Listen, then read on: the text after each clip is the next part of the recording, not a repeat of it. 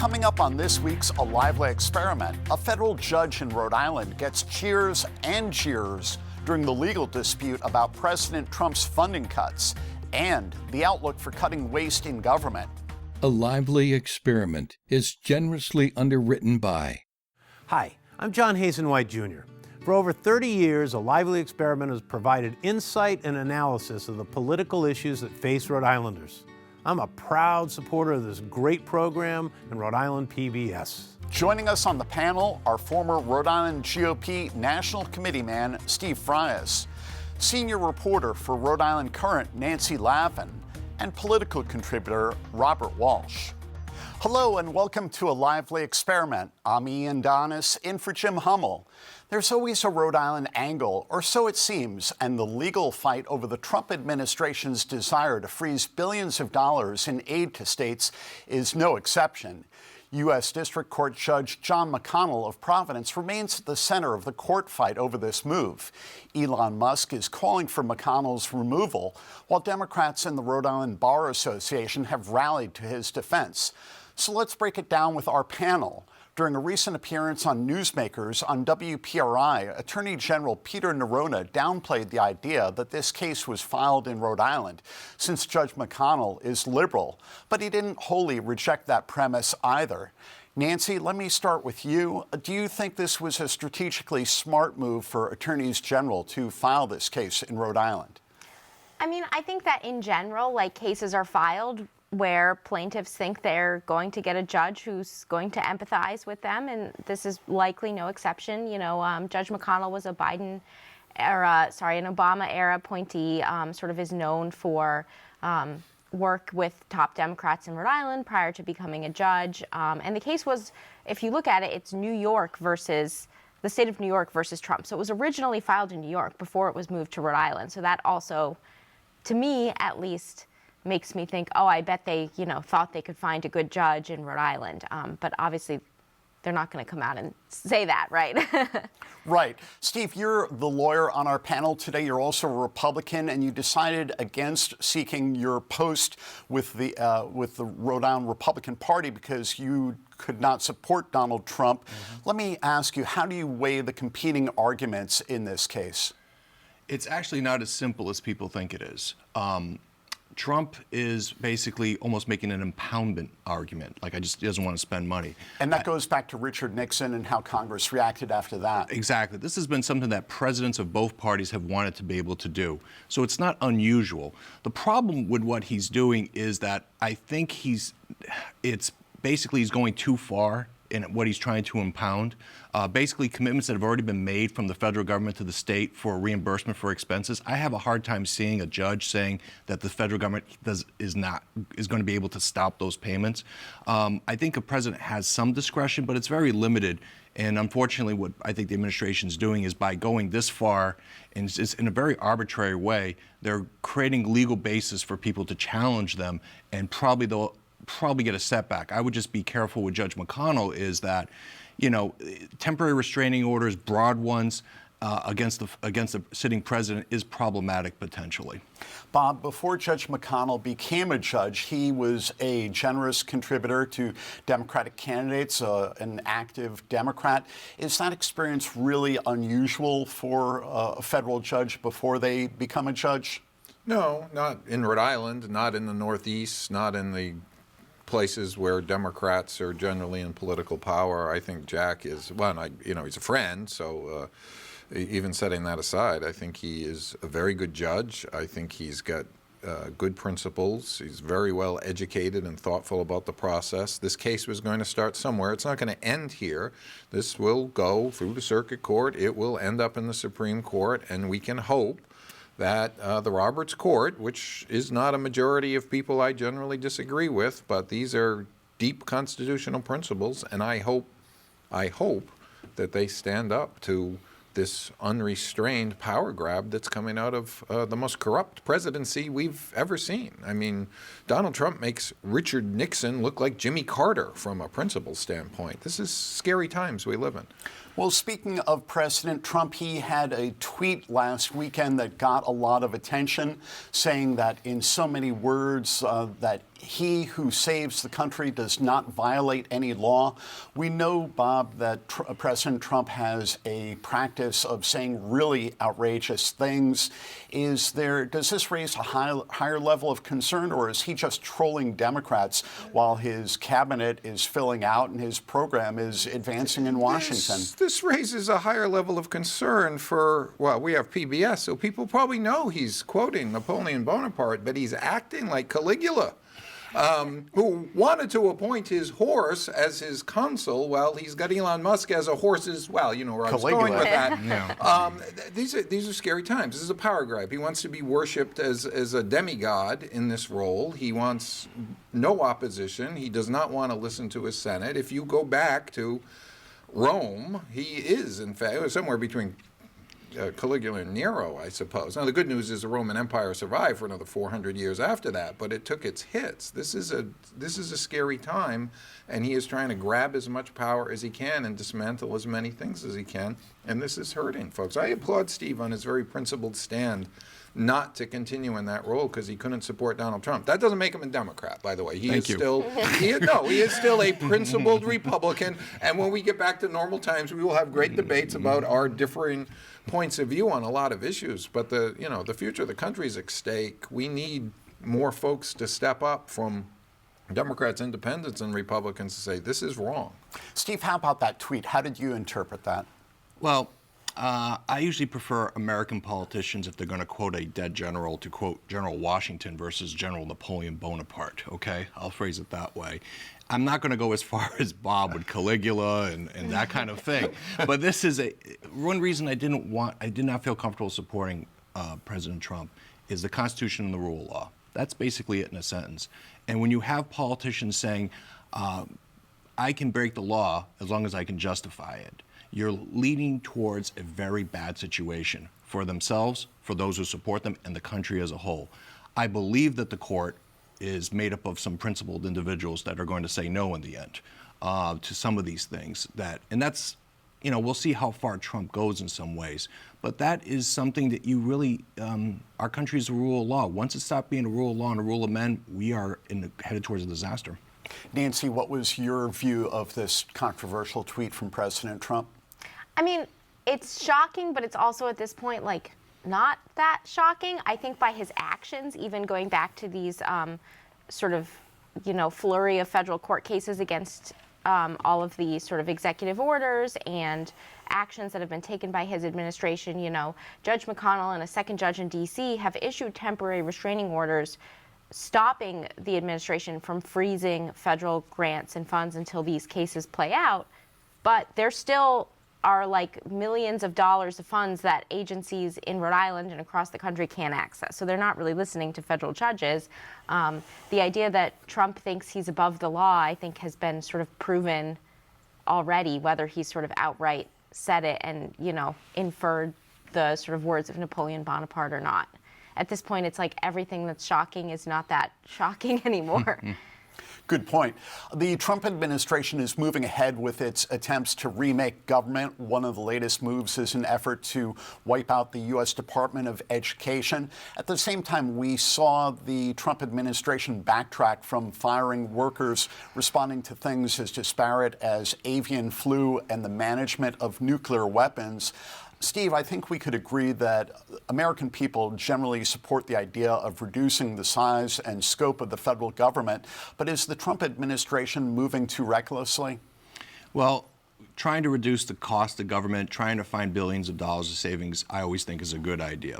The problem is what you just kind of pointed out, which is how you go about it matters as well. And when you go about it in an arbitrary, ad hoc, we don't know what the hell's going on kind of a process, it creates a lack of confidence and it disrupts people's lives in an inappropriate way. I think kind of in the end, though, are we going to find $2 trillion of savings through efficiencies that Elon Musk promised? I doubt it. It kind of reminds me a little bit of the big audit that Don Kachary had 2 decades ago. And that big audit found minimal amount of savings. But still, if we find a few $1 billion of savings, that's great. But this much chaos and problems creates a lot of uncertainty and it can have negative impacts. Nancy, to Steve's point, most of the federal spending, the really big buckets of money are in the defense budget, Social Security, Medicare, and Medicaid. Closer to home in Rhode Island, you had a good story in the Rhode Island Current this week looking at how the McKee administration is trying to save money with its management of state properties. Tell us about that. Yeah, so, it seems like historically the sort of thinking in Rhode Island and probably across state governments is it's better to own than to lease. Rhode Island has a couple of agencies that are in leased offices that the leases are coming due, a couple of other agencies that are in state-owned buildings that are in like pretty bad shape. And so rather than renew these leases that the administration says are going to be expensive and put all this money into big repairs, McKee's administration wants to buy a former Citizens Bank loan office in East Providence and put all of these state agencies there, getting rid of some expensive leases, avoiding some sort of big ticket repairs on state-owned buildings.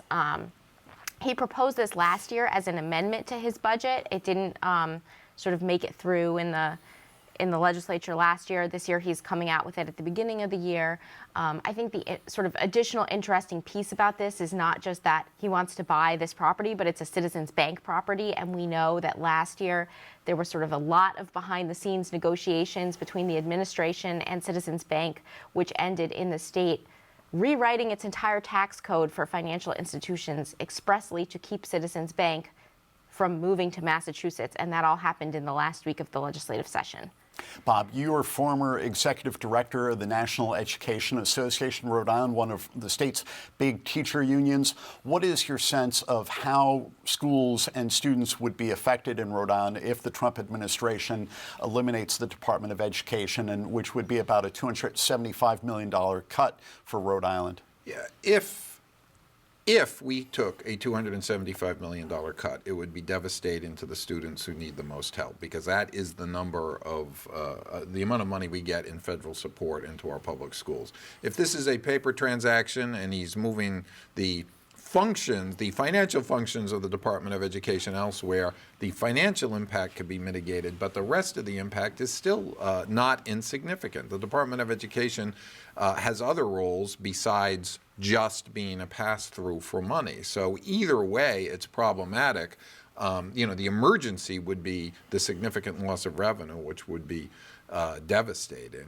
And on the topic you addressed with Nancy, I think those are coincidences in time. The citizens, we talked about this on the show when I was on in the past, the tax change matched what Massachusetts does, as we often try and do to keep businesses from fleeing.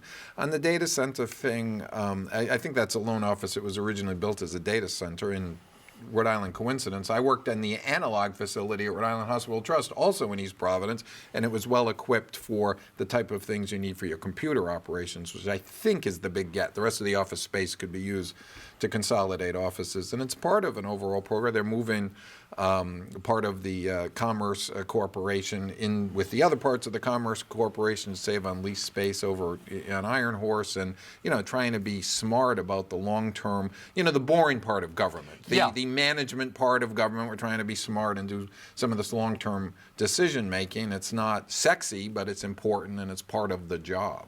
Let's talk briefly about the politics of cutting government spending. As we said a little bit earlier, it probably resonates with the public that past politicians, whether Democrat or Republican at the federal level, didn't really go after spending in a major way. Trump campaigned on that, and he is pursuing that aggressively. Is there a point at which there's a public backlash on this? At what point do people feel a tangible effect from programs that they care about, Nancy? I mean, I think we're seeing that public backlash already now. Protests at state houses nationwide, including in Rhode Island. A lot of really good reporting about the impact of these funding freezes that, I think when people hear these buzzwords of fraud and waste and abuse in government, a lot of them, regardless of their party, might nod along and say, yeah, there probably is some. But then when you think about, the sick child on Medicaid who might not be able to get treatment, or firefighters in LA who no longer have federal funding to help fight wildfires, I think that the sort of human impacts of that are a lot less palatable to a lot of people. And I think these federal lawsuits, news reporters have done a pretty good job of sort of laying out the human consequences of this. What do you say to the same question, Steve? People are against government spending until the spending that gets cut affects them. Okay? That's usually how it kind of works in life. It's human nature. I will say, however, that when we talk about spending cuts, only in government do I see that people talk about cuts, and what's happened is the agency got the same amount of money as last year, or maybe a slightly more, but it's still called a cut, okay? So it's always about reducing usually the rate of growth. That's what usually cuts are in government, but it's not really a cut. It's just less money being spent going forward, you know, not as fast as before. So it's a way of how you phrase it and where the reductions in spending are. That's what's going to come down to, and it's going to be a case-by-case basis. Some people care about this, they don't care about that. We'll just see how it plays out. Bob, the General Accounting Office estimates there's upwards of $220 million to maybe more than $500 million in waste and fraud and federal government spending every year. We know you're not a big fan of Trump, but is there something to be said for a reset, a recalibration of federal government spending to try and get at some of this? A stopped clock can still be right twice a day if there are areas that we're spending money that we shouldn't be spending it on without the hype and the craziness and the personal attacks and trying to tell people we're spending money on things that he's politicizing versus having a real conversation about. Those absolutely should be addressed, and they always should be addressed, whether it's federally or at a state level. But they're taking a wrecking ball when they should be taking a scalpel, and you watch the decision and then the reversal of the decision.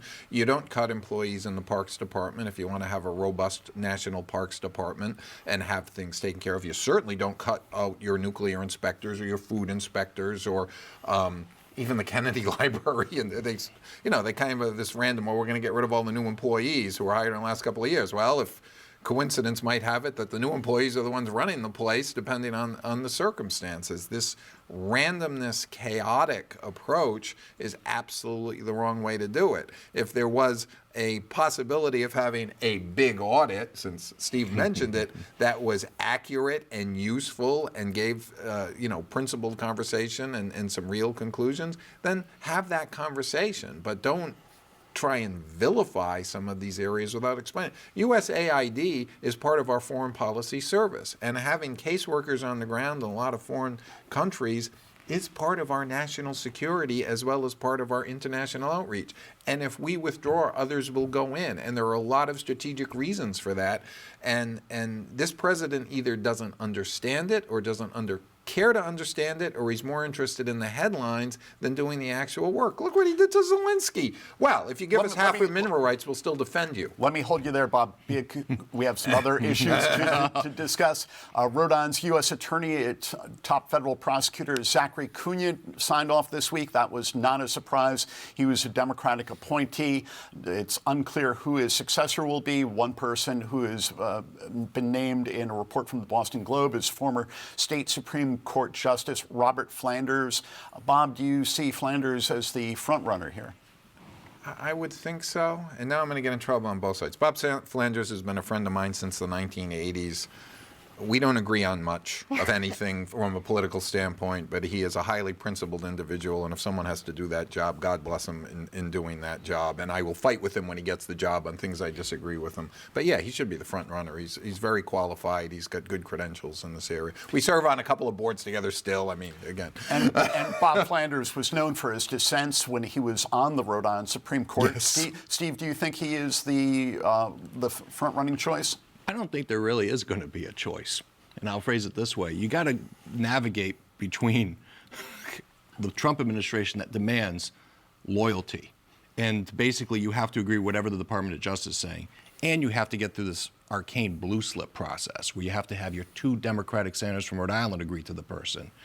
I don't see how this happens. The way with Sheldon Whitehouse believing that the Trump administration is, basically corrupt and all this other stuff, and the person who takes the job has to basically say, yes, sir, coming, sir, whatever you say, sir, and on anything. So I don't know if there's just going to be an acting U.S. attorney there for an indefinite period of time, because to get somebody who can make both camps happy is going to be pretty hard to find. In fact, Bob ran against Sheldon. Yeah, exactly. I mean, it's this blue slip thing. If there was no blue slip where the hometown senators had to agree, then I could definitely see this. Some Republican like Chaz Kalenda could become the U.S. attorney. Okay, he ran for attorney general. He's a rock'em sock'em kind of guy. But you make a great point. But someone like Chaz Kalenda might be more in the Trump mold, but he might face more objection from Rhode Island's 2 U.S. senators. How do you think that sugars off, Nancy? I mean, I think to me the process of having the state senators sort of sign off on the process, like that's. Inherent checks and balances is like what this government is sort of principally founded upon, and I think a lot of the consternation right now is that check and balance process is just trying to be, done away with. But yeah, that's definitely going to pose a problem when it comes to any sort of federal appointees, including in Rhode Island. Speaking of Republicans in Rhode Island, we see competition in the race for Republican chairman. The incumbent, Joe Powers, faces Jessica Drew Day in an election on March 1st. There doesn't seem to be a lot of difference between them both politically. Both are Trump supporters. What do you make of this, Steve? Well, I'm still a delegate to the Republican committee from Cranston, so I'm a rank and file member, and I know both candidates. I know one Joe Powers better than the other. I would say is, when you're in the super minority, it's an uphill battle, whoever is going to be chairperson of the party. And so there is not a significant amount of, I call differences policy-wise. There may be some tactical differences. The biggest difference, and I don't want to get into personalities too much, but it has personality. Joe Powers' slate on the other opposed to him is Jessica Drew Day and Pat Morgan. Patricia Morgan, I've seen her in operation for 22 years. She is a hard worker, but she is hard to work with. Okay? And when you're in a small minority party and you have to have all hands on deck and everybody rowing the same way, style, personality does matter in getting things done. So I'll just phrase what the differences are that way. Nancy, traditionally when we've seen disputes among Republicans in Rhode Island, usually it's been between moderate and conservative factions. Now the party seems more in Trump's mold. What do you make of this competition for GOP chair? Yeah, I mean, to Steve's point, when Representative Morgan was in the House, she did not caucus with the 8 other Republicans. She was in her own individual caucus. Right, so she is kind of known for, not sort of banding together with Republicans, and in a state where Republicans don't have very many, people in positions of power, I think these kind of divisions are going to make it harder for them to, win influence, win seats in state legislature, win general office. Bob, you are a dyed-in-the-wool Democrat. We've seen the Republican representation in the General Assembly remain flat at 14 of 113 members through the last election cycle. If you gave some armchair advice to the Republican Party, what would it be? Pick your races carefully, run candidates that can win, match to the districts they're running in. That would be my armchair advice to the Republicans. But as a dyed-in-the-wool Democrat, go Team Morgan. I met Joe Powers here. He was in studio last time I was on the show with Sue Cienki, who was his predecessor in that role. And, I think I have always said, and it surprises people, we need a principled Republican opposition in the legislature, contained to a relatively small number, to continue to surface issues. Less than a third. Less than a third. Less than a veto. Less than, we're not so many that could team up and cause mischief. But, the Republican Party has become much more conservative in Rhode Island. I always point out to outsiders, when there were 5 state senators, Republican state senators, when marriage equality passed, all 5 of them voted for the bill. It was the Democrats that voted against, and Republicans helped put it over the top. That is not where we are now as a Republican Party. I want more Steve Frias Republicans where we can have debates, and he's good at what he does, and he knows more than I do about history of politics. I'm a little bit nervous by getting Bob Walsh's endorsement if I ever get into a primary. That's right. I understand that, Steve, but you are an outlier among Rhode Island Republicans right now. Why is that? What would it take to bring back more of the old-style Republican Party in Rhode Island? Remember, when you say old style, I'm a limited government conservative, so I'm really like even older, like Calvin Coolidge kind of style, maybe you want to put it that way. Hey, he was from Massachusetts. He was from Massachusetts. I would say that to bring that back, if Trump really turns into a disaster in his second term and his polling numbers collapse really badly, there may be a moment where people go, we can't keep going like this, we need to move on. When that moment arrives, if that arrives, then possibly Republicans will say, all right, I want to try something different. And the problem with this state, Ian, is this.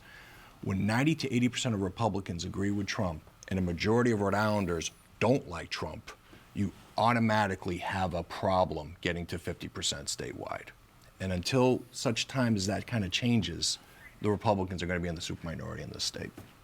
Well, let's go to outrages or kudos. Do you have an outrage, Nancy? There's a lot to be outraged about these days. Well, there's so many outrages, and it's so hard to pick whatever is most outrageous. So instead, I figured I'd do a kudos. Antonia Farzan had a great story in the Providence Journal last weekend about Prudence Island and the people who live there year-round. And as a native Rhode Islander who doesn't leave my little corner of the East Bay very much, I've still never been to Prudence Island. So from like a anthropological standpoint, it was just fascinating and a well-written story, kind of a nice breath of fresh air in this sea of outrage. Antonia comes up with some really interesting stories, and of course she's an occasional panelist here as well. Steve, do you have an outrage or a kudo? I'll have a kudos, which is to the half dozen employees at the Department of Justice that decided to resign rather than file paperwork to dismiss the corruption case against Mayor Adams in New York City. One of them, some of these people are very conservative, and they have a conservative background, like Danielle Sassoon. And one of them, when they decided to resign, said, you'll get a coward or a fool to dismiss this indictment against Adams, but I will not be that person. And that person was right. You'd be basically a coward or a fool to do this and politicize the Department of Justice. And by not being a coward or fool, they ended up being role models for people. That was very strange to see a major corruption case against the mayor of New York come undone. It was. I mean, I thought about, like, what would happen if Bill Clinton had told the Department of Justice here, hey, I want you to drop this thing against Buddy Cianci, because we're working something out. It would have been like, people would have been out. It's ridiculous. Bob, do you have a kudo or outrage? I have a prevent a future outrage comment. I was joking before the show started that I've probably helped elect more Republicans indirectly than the Republican Party has by being involved in divided Democratic primaries. Or that happened even before I was involved in primaries. I mean, Ed DePreet won because of a divided Democratic primary, Ron Makeley, Linka Amman, Don Kachiri, the list goes on. And I'm all for it. I like Democratic primaries. I'm good at it. I'm on Team McKee. Read his 2030 plan if you haven't already. We've got a pretty good agenda, but we don't need a primary this year. So if you're out there thinking about running or raising money to run, we have bigger problems coming from Washington. We spent the entire show talking about it. Take that money you were going to raise. I can give you a million good causes to put it into in Rhode Island. Let's avoid those Democratic primaries. Let's send our federal delegation back. Let's send our governor back. I've got to stop you there, Bob. Just call Helena. All right. You heard it here first. It's been a great discussion. Thank you so much to the panel, Bob Walsh, Nancy Lavin. Follow her reporting at the RhodeIslandCurrent.com, and Steve Fries. I'm Ian Donis, in for Jim Hummel. Thank you for watching. We'll see you next week as a lively experiment continues.